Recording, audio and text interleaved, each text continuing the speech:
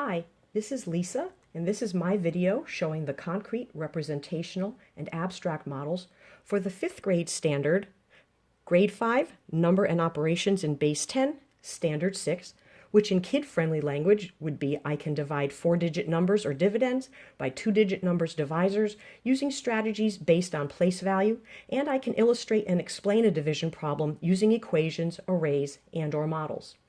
These strategies cover this standard very well. This video has 3 parts. First is division using a concrete model that will lay the foundation for each of the progressive strategies. The next 2 parts will model division using the partial quotient strategy with representational and then the abstract models. I need to start by saying that my students are really functioning at a very low level, so I'm starting with smaller numbers.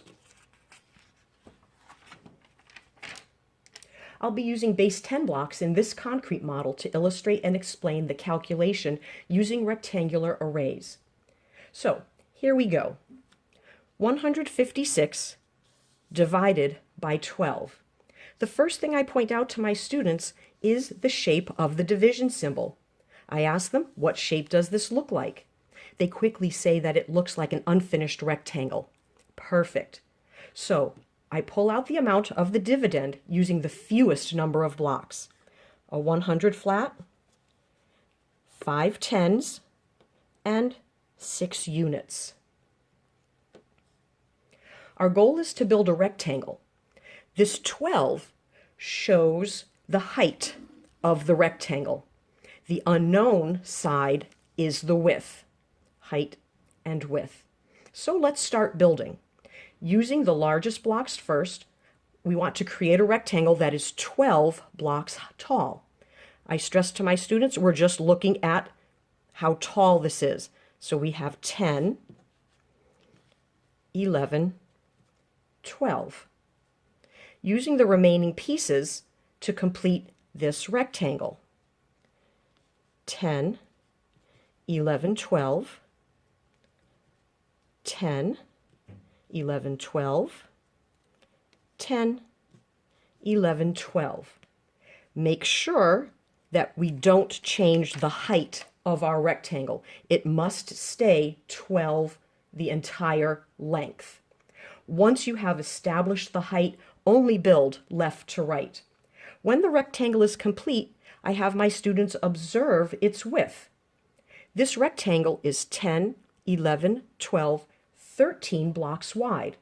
Notice where the answer is found, at the top along the top line, in the same place where we would write our quotient. So the answer to 156 divided by 12 is 13. In the same way that 12 times 13 is 156. To double check our answer, I always have my students do the quick multiplication at the side. I won't go through the partial products. That would be another video, but we know that 12 times 13 does equal 156. I like this strategy because it explains why the remainder cannot be larger than the height or the divisor. It explains the relationship between division and repeated subtraction, the relationship between the divisor, the dividend, and the quotient, the relationship between multiplication and division, and how partial quotients work. I'll show how to solve this next division problem using the partial quotient strategy.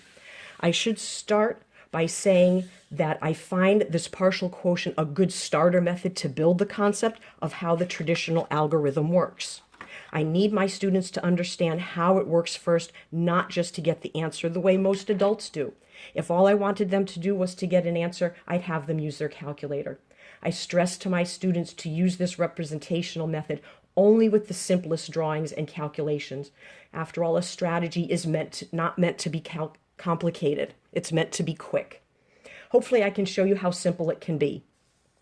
Okay, let's get to it.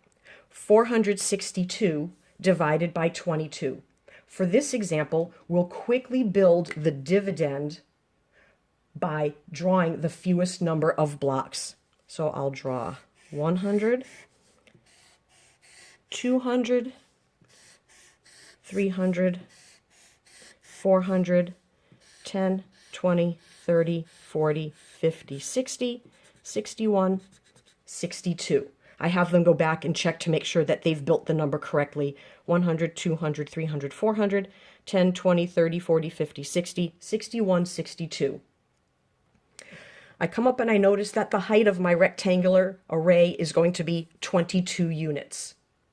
Begin drawing the unit blocks to a height of 22, and I cross off the unit blocks as I go, building from left to right. So here we go. I have 10,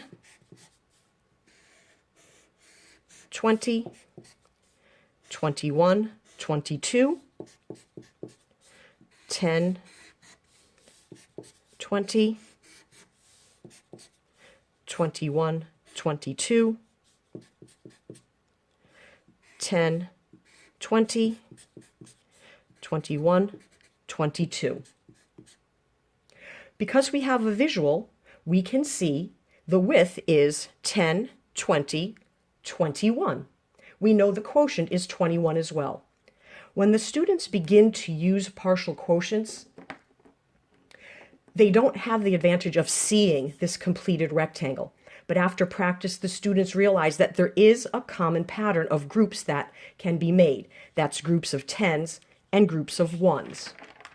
So this example has 10 groups of 22, another 10 groups of 22, and one group of 22.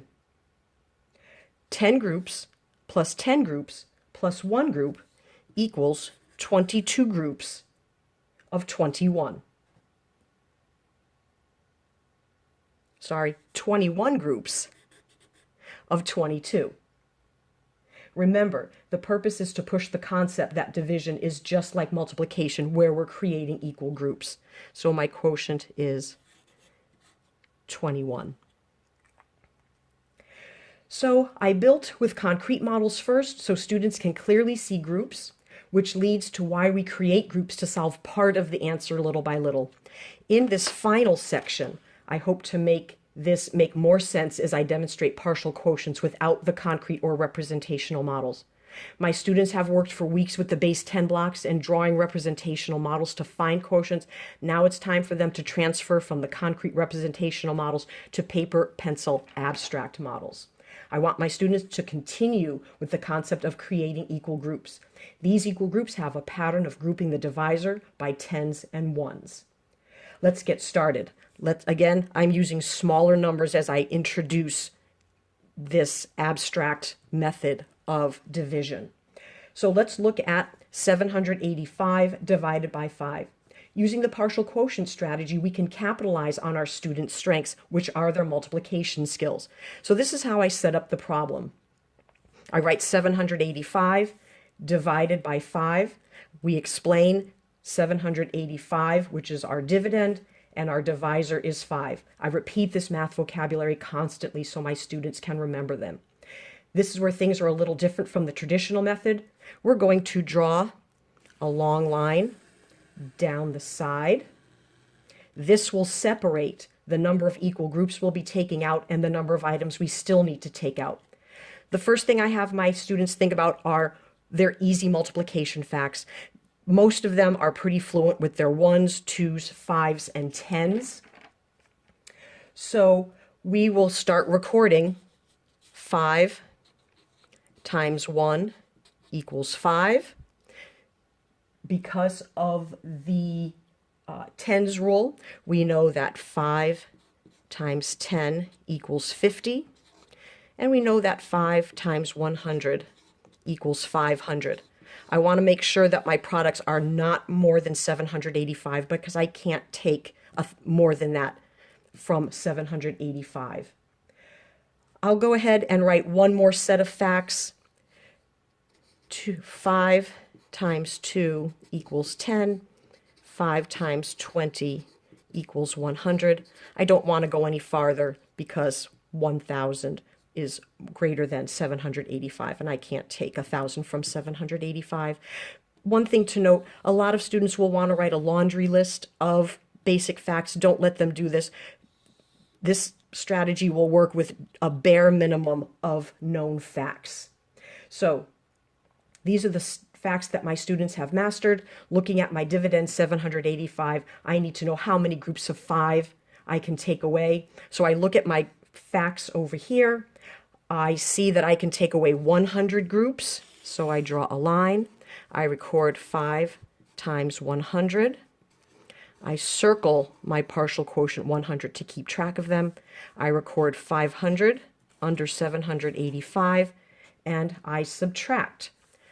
You can see that by using these friendly numbers, subtraction is very easy. 5, 8, and 2. I go back over to my list of facts and I want to see how many groups of 5 can I take out of 285. I see that I can take 20 groups. So I record 5 times 20, and I'm careful to start lining up my digits by place value. This will make it easier at the end to do my addition of my partial quotients. 5 times 20 is 100. I record the 100 under the 285 and subtract. Again, these friendly numbers make it very easy. I look back again at my products. See, I can take away another 20 groups. Record my 20. Record 100 under the 185 and subtract. Look at my products again. How close can I get to 85 without going over? And I see I can take out 10 groups. Record the 50 and subtract. My students are pretty good with their 5's facts, and they know that 5 times 7 equals 35. I subtract 35. I have 0. I see that I can't subtract anymore. I'm done. I go back up and I add my partial quotients. So adding my 1's, I have 7. Adding my 10's, I have 5. Adding my 100's, finding that my quotient is 157. And I would again have my students check their answer by multiplying 157 times 5, and they would see that they get 785. Check. So that is my demonstration of division using partial quotients. And remember, don't say I can't, say I can't yet.